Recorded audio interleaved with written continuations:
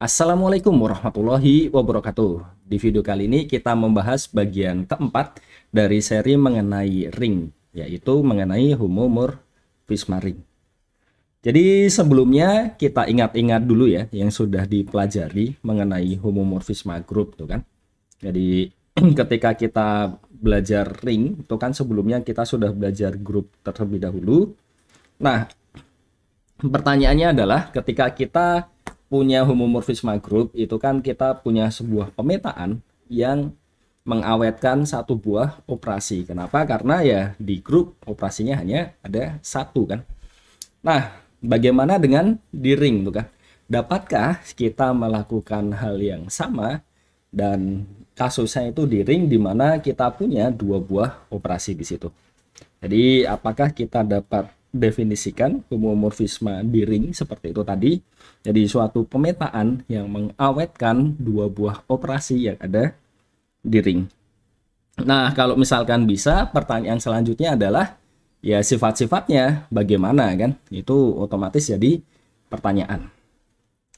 Nah, kita ingat lagi dari kalkulus ya, kita punya sifat fungsi eksponensial. Jadi kita punya fungsi di sini dari R ke R, di mana X itu dibawa ke E pangkat X, ya kan? Jadi ketika kita punya bentuk seperti ini, jadi kita punya apa? Kita punya bahwa ketika kita punya ini ya, jadi di sini ada X, E pangkat X plus Y, itu kan sama dengan E pangkat X dikali E pangkat Y. Nah, dari sini kita punya F dari X plus Y, dia sama dengan Fx dikali Fy. Nah, di sisi lain kita bisa lihat Fx sama dengan E pangkat X, ya kan? Jadi dari yang sisi kiri terhadap penjumlahan, jadi himpunan bilangan real terhadap penjumlahan dia merupakan grup. Tetapi kalau kita lihat dari image-nya, jadi himpunan bilangan real positif terhadap perkalian itu dia juga merupakan suatu grup dengan ya tentunya elemen identitasnya adalah satu. Ini sedikit mengingatkan terlebih dahulu ya tentang homomorfisme grup. Jadi kita punya satu grup yang pertama adalah grup himpunan bilangan real terhadap operasi penjumlahan. Grup yang kedua adalah himpunan bilangan real positif dengan operasi perkalian kan. Dan kita bisa cek di situ. Nah, pemetaannya adalah kita punya pemetaan dari domain ke kodomain di sini, di mana kita bisa lihat bahwa di sini kita punya ini adalah F dari X plus Y, dan ternyata hasilnya akan sama dengan yang ini, yaitu Fx dikali di sini, yaitu Fy. Jadi dari situ kita punya sifat ini. Dan menariknya adalah terkait dengan sifat-sifat fungsi eksponensial ya. Jadi kita bisa memandang dia suatu fungsi dari grup ke grup dan mempertahankan operasinya di sini ya. Jadi kita bisa lihat ya peta dari jumlahan dua elemen di sini dia akan sama dengan hasil kali masing-masing peta kedua elemen tadi ya. Jadi ini yang menjadi motivasi untuk ya ketika kita punya dua buah grup, jadi bagaimana cara mendefinisikan ya relasi dari situ ya, dengan salah satunya ya kita mendefinisikan suatu fungsi ya. Jadi bisa dilihat hasilnya dioperasikan dulu baru dipetakan. Nah, dia akan sama dengan kita petakan dulu baru dioperasikan. Dan secara umum dia belum tentu berlaku ya untuk sebarang fungsi.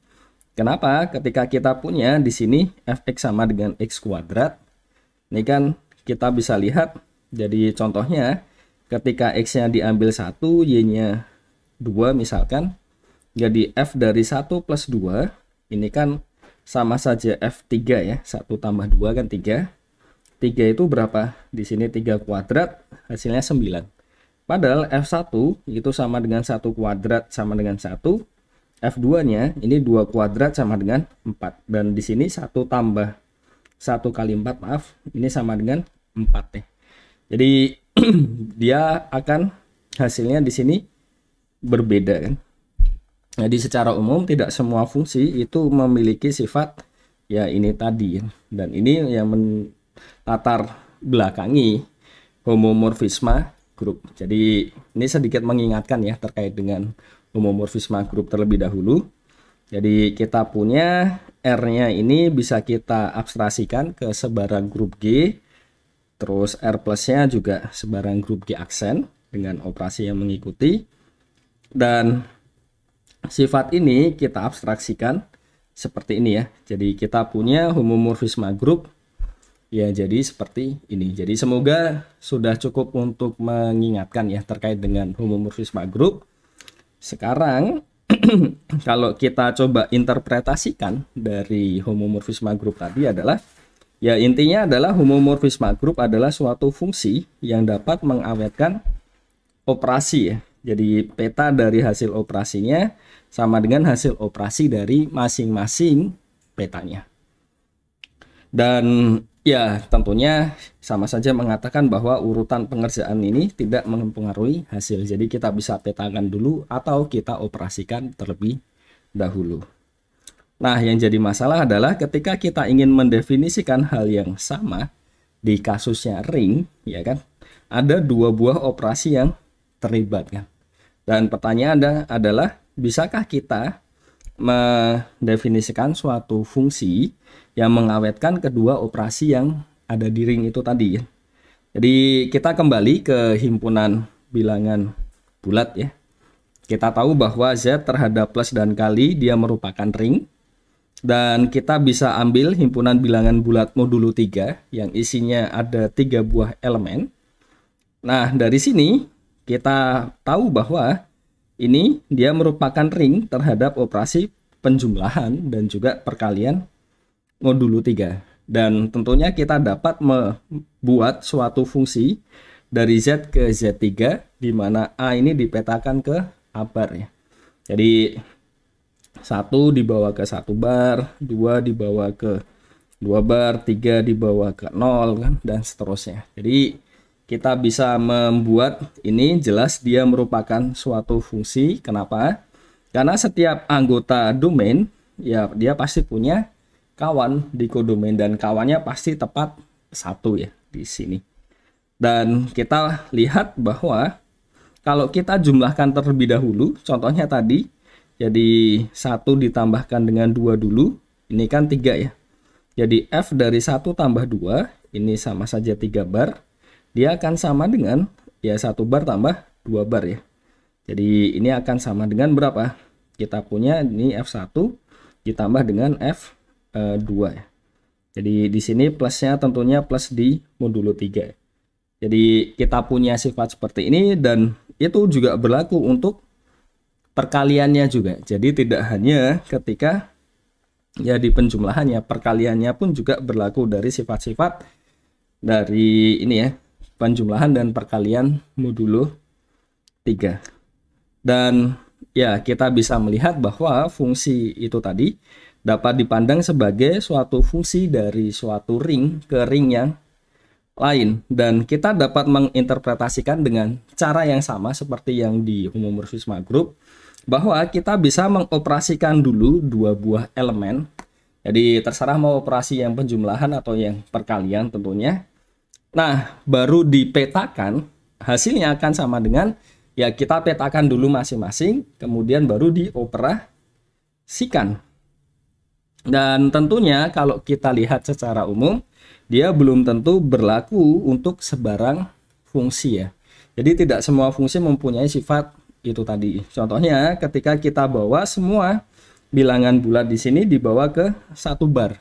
Bisa kita lihat bahwa di sini G memetakan semua bilangan bulat ke 1 bar, jadi G1 plus 2, ini G3 ya, karena semua dibawa ke 1 bar ini jadi 1 bar, padahal G1 ini kan jadi ini ya 1 bar juga, G2 ini juga 1 bar, dan ini kalau kita jumlahkan, contohnya ya misalkan kita jumlahkan, jadi kita punya 1 bar plus 1 bar sama dengan 2 bar dan tidak sama dengan 1 bar yang di atas ini. Jadi bisa kita lihat bahwa G1 plus 2 tidak sama dengan G1 plus G2. Jadi sifat yang di atas ini ya tidak berlaku secara umum. Jadi tidak semua fungsi memiliki sifat tadi. Nah, dari sini kalau misalkan ada satu kejadian ya di mana itu belum tentu terjadi, bisa iya, bisa tidak ya. Nah, itu menjadikan peluang kita untuk mendefinisikan sesuatu. Jadi kita bisa abstraksikan dari proses yang tadi ya. Jadi seperti pada kasus homomorfisme grup, kita bisa abstraksikan dan kita definisikan suatu fungsi antaring yang kita sebut dengan homomorfisme ring. Jadi idenya, cara berpikirnya bisa dipahami ya, dan kurang lebih sama dengan seperti ketika kita belajar tentang homomorfisme grup. Jadi kita bisa abstraksikan Z plus kali tadi, kita abstraksikan ke sebarang ring di sini, penjumlahan dan perkaliannya mengikuti, terus ya ring yang lain ya di sini, dan untuk sifat yang terakhir kita abstraksikan jadi ya 2 buah di sini. Jadi kita bisa operasikan dengan penjumlahan di ringnya ini dulu, baru kita petakan, hasilnya sama dengan ya kita petakan masing-masingnya, baru kita jumlahkan di tentunya ya di kodomain ya. Yang ini juga perkaliannya juga sama, jadi bisa kita kalikan dulu di domain, baru kemudian hasil kalinya itu dipetakan, dia sama dengan ya kita masing-masing petakan, terus kita operasikan. Operasinya tentunya di kodomain ya di sini. Jadi ini kita peroleh definisi dari homomorfisme ring. Jadi ketika kita punya 2 buah ring di sini, R dan R aksen, dan tentunya operasi yang mengikutinya ya bisa sama bisa tidak. Nah, fungsi F dari R ke R aksen itu kita sebut dengan homomorfisme ring. Jadi pertama dia fungsi ya. Nah, kapan dia kita sebut dengan homomorfisme ring? Ketika setiap kali kita mengambil 2 buah elemen di sini di R, ya kan? Kita punya ya kita jumlahkan dulu, baru dipetakan, hasilnya akan sama dengan dipetakan dulu baru dijumlahkan. Begitu pula kita bisa kalikan dulu baru dipetakan, hasilnya akan sama dengan masing-masing dipetakan dulu baru dikalikan. Contohnya apa ya? Tentunya itu tadi ya. Dan interpretasinya seperti apa? Ya tentunya ini ya. Interpretasinya adalah ya kita mempunyai suatu fungsi di mana di situ yang mempertahankan operasi atau mengawetkan operasinya. Jadi bisa dibayangkan ketika kita punya suatu homomorfisme ring ditambah dia juga bijektif itu kan. Ya bisa kita lihat kan, kita bayangkan seperti itu tadi. Operasinya diawetkan, terus masing-masing elemennya berkorespondensi satu-satu, seolah-olah kan 2 ring ini punya sifat-sifat yang sama atau seperti keduanya itu menjadi ring yang sama. Itu salah satu keuntungannya ketika kita melihat ya hubungan 2 buah ring dari sudut pandang ini. Nah, selanjutnya bagaimana dengan contoh-contohnya kan? Jadi yang pertama ya terinspirasi dari contoh awal. Jadi ketika kita punya di sini Z terhadap penjumlahan dan perkalian, dan juga Zn terhadap penjumlahan dan perkalian modulo n, tentunya kita bisa definisikan. Nah, ini A ini dibawa ke A bar ya.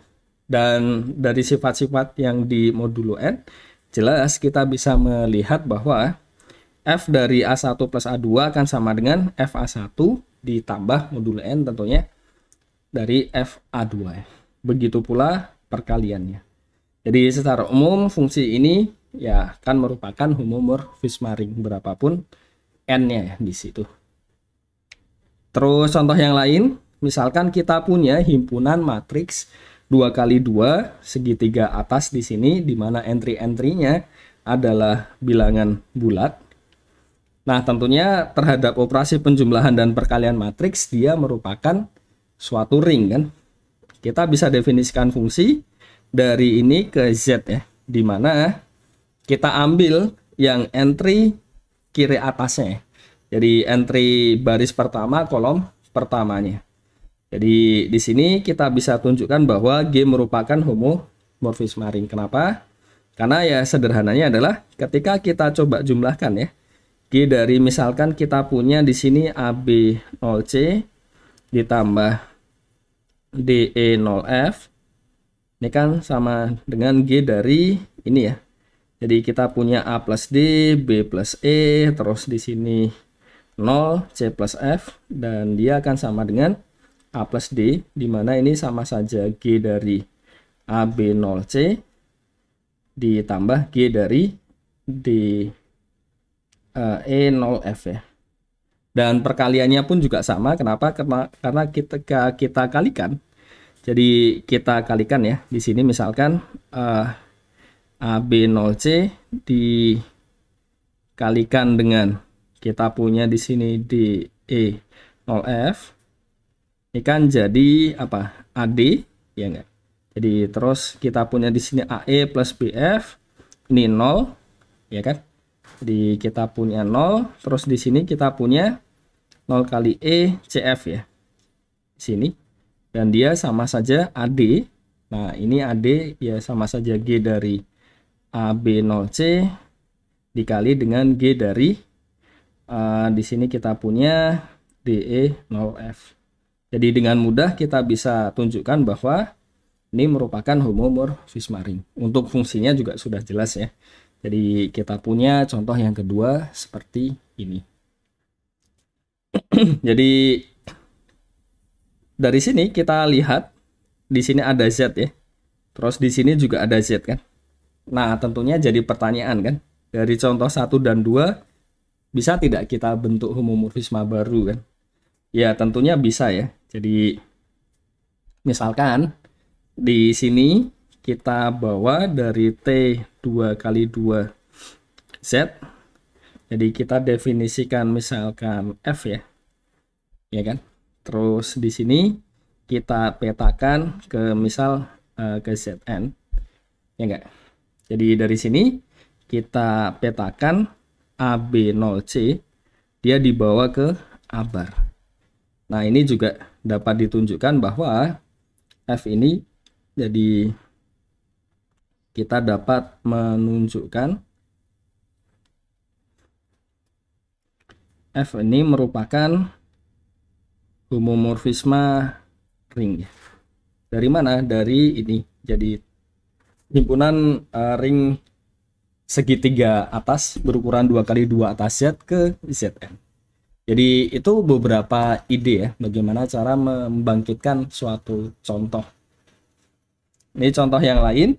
Jadi misalkan kita punya R ya himpunan ini ya matriks 2 kali 2 di mana konfigurasi entry-entry-nya seperti ini dan entry-entry-nya atas bilangan real.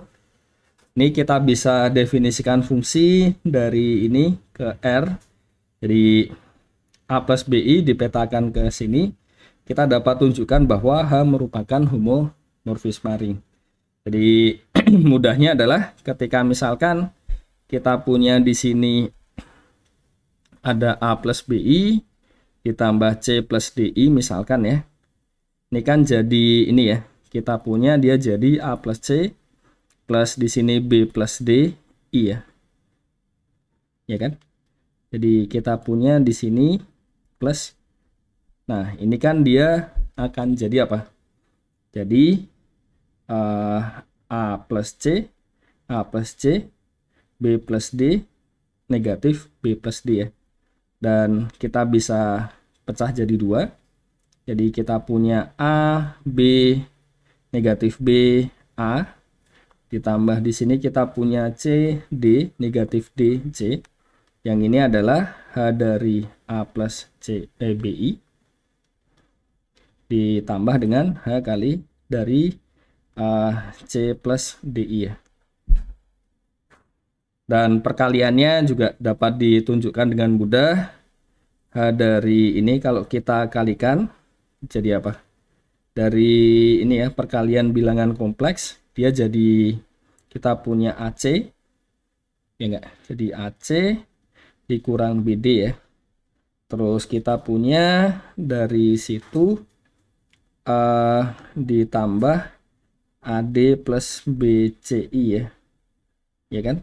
Dan ini bisa kita ini Jadi kita punya bentuknya ini jadi AC kurang BD, AC kurang BD, di sini AD plus BC, negatif AD plus BC, dan sisanya tinggal kita bongkar saja. Jadi dari sini bisa kita lihat dia akan sama dengan kalau kita ini kan ya, ini akan sama dengan, jadi kita punya bentuknya akan jadi di sini AA B negatif B dikalikan dengan kita punya di sini CC D negatif D ya. Jadi bisa dilihat itu AC dikurang BD cocok ya. Dan ya seterusnya. Jadi kita punya dia akan sama dengan H dari A plus BI dikalikan dengan H dari C plus DI. Jadi ini juga merupakan suatu homomorfisme ring. Nah, dari beberapa contoh tadi semoga sudah bisa memberikan gambaran apa saja yang kita punya ya terkait dengan homomorfisme ring kan, bagaimana cara mencari contoh-contohnya kan, seperti itu. Nah, di sini kita punya seperti yang ada di grup, jadi ada beberapa homomorfisme ring yang khusus ya. Jadi pertama adalah kita punya suatu homomorfisme F dari ring R ke ring R aksen. Dia disebut monomorfisme. Jadi mono ketika F-nya itu injektif, epi ketika F-nya itu surjektif, dan iso di sini kita punya ketika F-nya itu bijektif. Jadi istilahnya sama seperti yang di grup, maka dari itu ketika kita berbicara tentang homomorfisme ada baiknya ya kita beri penekanan di sini ya. Jadi homomorfismenya apa? Grup atau ring.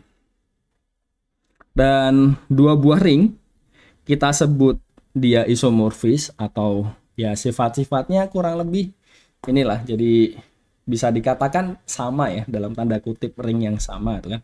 Karena sifat-sifatnya sama kan. Jadi kita sebut dua buah ring itu isomorfis ketika ya kita dapat menemukan suatu isomorfisme dari ya ring yang satu ke ring yang satunya kan. Jadi kalau kita bisa temukan itu otomatis ya bisa kita lihat ya. Jadi setiap elemennya berkorespondensi satu-satu dan operasinya juga diawetkan.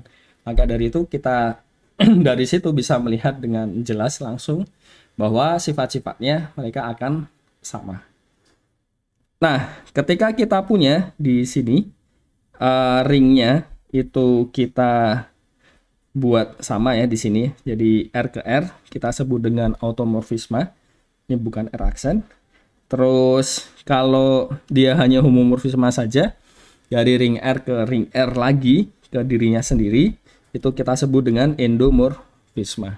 Dan ini banyak sekali digunakan endomorfisme ini untuk ya mendefinisikan beberapa hal. Jadi kenapa? Karena ada sifat-sifat yang terkait ya dari ringnya dengan himpunan semua endomorfisme dari R atau yang kita notasikan dengan NR. Jadi sesuatu yang ya bisa kita gunakan untuk mendefinisikan sesuatu yang lain. Nah, ini sebelum kita lanjut, kita beri contoh dulu isomorfisme ring. Jadi kita sudah tunjukkan ya sebelumnya kalau di ini tadi dia merupakan homomorfisme.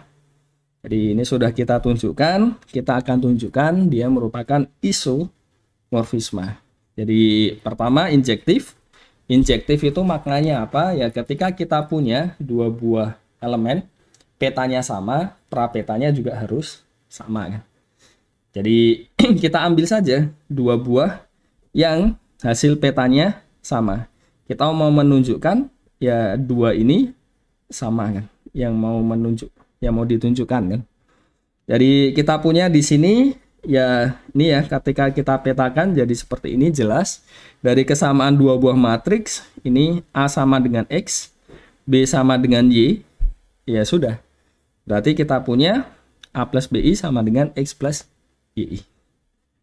Dan selanjutnya untuk yang surjektifnya, surjektif itu maknanya apa? Ya semua yang ada di kodomain dia punya kawan di domain kan. Jadi kita ambil sebarang yang di kodomain karena bentuknya seperti ini ya sudah. Berarti kita bisa ngambil R plus SI ya. Sehingga dia jadi kawannya dia tadi ya. Sebarang di sini kan. Jadi kita punya fungsi kita ini merupakan fungsi surjektif.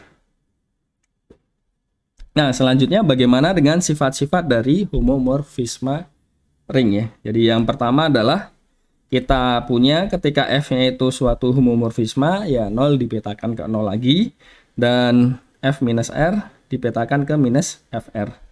Bagaimana buktinya? Ya mudah saja. Kita ambil sebarang yang ada di sini kan, nanti kita tunjukkan bahwa kalau misalkan ini ya, jadi ketika kita punya ini, kita tunjukkan bahwa peta dari 0. Jadi apapun yang ada di R aksen ini ketika dijumlahkan dengan peta dari 0, dia akan jadi ya 0 lagi. Jadi atau yang paling mudahnya lagi ya ini saja. Jadi kita bisa memetakan suatu elemen. Jadi misalkan ini ya, kita punya A ditambah dengan negatif A lah. Misalkan seperti ini kita petakan. Jadi ini kan jadi F0 ya. Iya enggak ya? Nah, dari sini karena dia home, jadi di sini ada FA terus ditambah F negatif A kan. Jadi ini bisa jadi ide untuk pembuktian yang kedua. Jadi karena sederhana dan masih memanfaatkan sifat-sifat yang dasar, jadi saya lewati saja. Dan yang kedua adalah yang menarik ketika kita punya F-nya, punya suatu elemen satuan. Dan nah di sini ada tambahan F-nya surjektif, karena kalau nggak surjektif nanti menjamin ininya ya, inverse ini yang agak rumit di situ. Jadi ketika kita punya R-nya itu punya inverse terhadap perkalian di R, FR-nya juga punya inverse terhadap perkalian di R aksen. Dan inverse-nya adalah F dari R inverse-nya. Jadi ini surjektifnya berjalan. Kenapa? Karena kita butuh untuk menjamin inverse-nya ini merupakan suatu peta dari ya suatu elemen yang ada dari domainnya ya. Jadi subjektifnya di sini krusial. Jadi jangan dihilangkan. Jadi kalau untuk sebarang ketika kita punya homomorfisme saja tentunya belum tentu berlaku. Selanjutnya kita akan melihat bayangan dari homomorfisme ring. Jadi image ya. Ini sudah sangat familiar. Jadi semua ini ya. Jadi semua peta dari elemen-elemen yang ada di domain kita kumpulkan dan kita notasikan dengan imf. Dan bisa kita tunjukkan bahwa ketika kita punya suatu homomorfisme dari R ke R aksen, image F ini tentunya ini ya, image F ini kan berarti subset dari ini ya, subset dari R aksen. Nah, dia merupakan subring dari R aksen. Dan ketika R-nya komutatif, menariknya adalah image F juga komutatif. Jadi komutatifnya jelas dari ini. Kalau kita lihat FR1 dikali FR2 itu kan. Jadi kita punya kan karena homomorfisme R1 kali R2 kan. Makanya kita peroleh di sini F dari R2 R1 jadi FR2 kali FR1 ya. Jadi image-nya itu juga merupakan ring yang komutatif. Subringnya jelas, ini sama seperti ketika kita menunjukkan ini ya subgroup ya, ID-nya kan. Selain dari image, nah ini ada salah satu yang juga sangat familiar ya, yaitu kernel atau beberapa sumber ada yang mengartikan inti. Jadi kernel itu intinya adalah semua yang dipetakan ke 0 ya. Jadi ini, dan jelas dia tidak mungkin kosong. Kenapa? Karena kita sudah lihat tadi bahwa 0 itu dipetakan ke 0 di kodomainnya kan. Jadi ya setidak-tidaknya ada satu ya isinya kan, dan dia tidak mungkin kosong. Dan menariknya adalah kita bisa mengkarakterisasi. Jadi kita tidak perlu menunjukkan monomorfisme, kita bisa menggantinya dengan menunjukkan ya kernelnya hanya 0 saja. Jadi ini satu sifat yang sangat krusial dan sangat penting dan sering digunakan ya untuk menunjukkan monomorfisme ring ya. Jadi syarat perlu dan cukupnya untuk suatu homomorfisme F menjadi monomorfisme ring itu kalau kita punya kernelnya itu isinya hanya 0 saja. Dan menariknya adalah ketika F-nya itu homomorfisme ring, jadi kernel F ini jadi suatu ideal ya. Jadi ideal kan jelas ya. Dari penjumlahannya juga jelas. Kenapa? Karena kalau AB anggota kernel F ini kan jelas ya. F dari A plus B jadi FA plus FB ya. Dan masing-masing kan 0 kan ini. 0, ini 0. 0 di R aksen ya tentunya. Ini jadi 0 di R aksen. Makanya A plus B juga anggota kernel. Minus B juga sama ya. A minus B juga sama ya di sini. Jadi kita bisa lihat seperti ini, dan ketika kita punya ini ya. Jadi R anggota R gitu. Jadi AR ini kan jadi FA FR ya. Dimana di sini 0. Jadi kita punya ya jelas. Jadi dari sini kita lihat bahwa kernel F itu merupakan suatu ideal. Nah, dari sini saya ingin mengajak lagi untuk bagian terakhir ya terkait dengan homomorfisme. Jadi kita ingat lagi tentang teorema utama homomorfisme grup. Ini sudah pernah dibahas. Jadi kita punya ini ya Z, terus di sini kita punya 3Z, dan kita juga bisa mendefinisikan Z per 3Z jadi grup faktor di situ. Nah, dari sini kita bisa melihat bahwa dengan menggunakan teorema utama homomorfisme grup, kita dapat menunjukkan bahwa Z per 3Z dia akan isomorfis dengan Z3. Jadi kalau mau langsung isomorfismanya seperti apa, kita bisa lihat. Misalkan kita definisikan F, di sini Z per 3Z ya. Di sini kita petakan ke Z3. Jadi kita punya 0 plus 3Z ini dipetakan ke di sini 0 bar, 1 plus 3Z ini dipetakan ke 1 bar, 2 plus 3Z ini dipetakan ke 2 bar. Jadi bisa kita lihat ini ya jelas bijektifnya ya, dan kita bisa tunjukkan bahwa dia merupakan suatu homomorfisme grup. Jadi ya kita karena elemennya sedikit nih, makanya bisa kita daftar di sini. Tapi kita dapat menunjukkannya juga menggunakan teorema utama homomorfisme grup.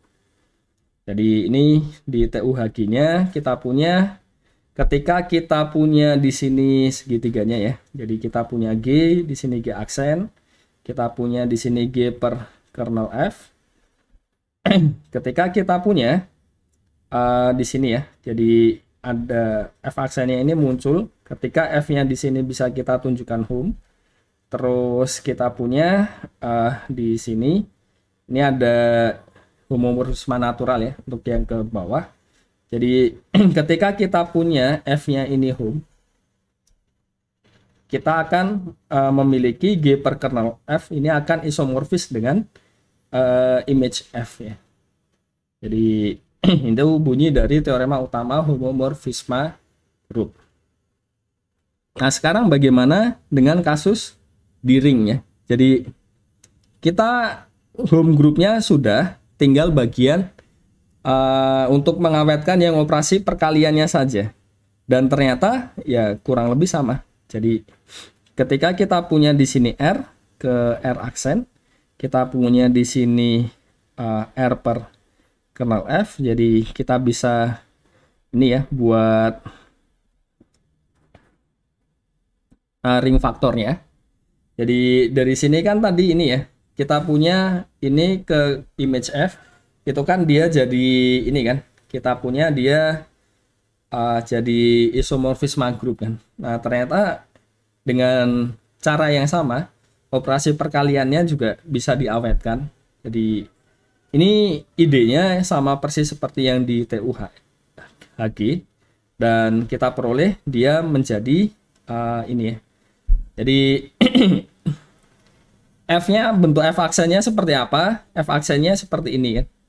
Dan kita bisa menunjukkan F-aksennya ini merupakan pemetaan homomorfisme ring dan injektif plus surjektifnya. Jadi ini sangat mudah sekali ya. Surjektifnya jelas. Kenapa? Karena kita punya di sini FR dan ya karena di image F kan. Jadi surjektifnya pasti kena dari situ. Injektifnya karena kita ambil apa di sini yang dibawa ke kernel ya cuma ini saja kan, 0 plus kernel F. Makanya kita punya injektifnya. Dan pemetaan homomorfisme ringnya tinggal mengikuti definisi. Nah, menariknya adalah kita bisa melihat beberapa kasus khusus ya di sini ya. Jadi kita bisa melihat ketika I dan J itu masing-masing ideal di ring R, kita punya irisan dan penjumlahannya dia merupakan ideal lagi ya. Jadi dari sini kita bisa bentuk ring faktornya I per I iris J dan juga I plus J per J kan. Dan kita bisa manfaatkan TUHR untuk menunjukkan bahwa I per I iris J ini akan isomorfis dengan I plus J per J ya. Ketika I dan J nya tentunya ideal di R. Nah buktinya bagaimana? Kita melihat pengaitannya dari sini kita bisa memandang. Jadi kita punya di sini I plus J per J ya. Terus di sini kita punya I per I iris J begitu.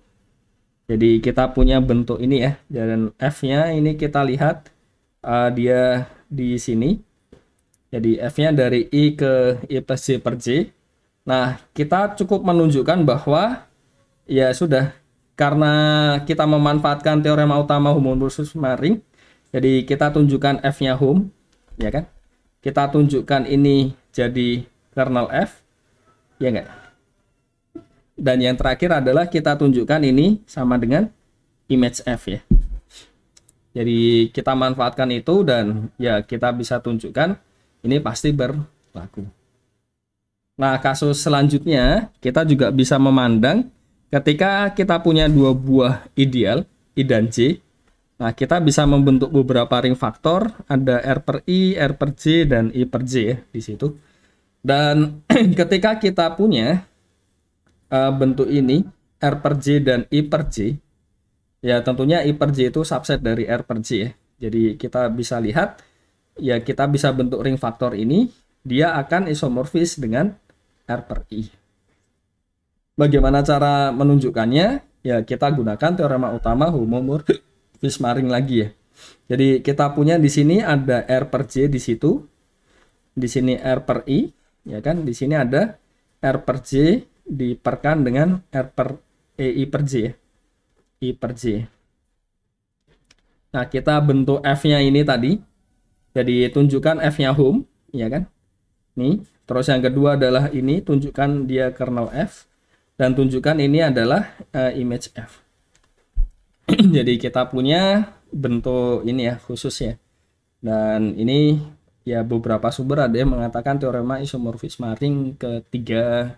Yang ini ada yang mengatakan yang sebelumnya tadi, yang kedua.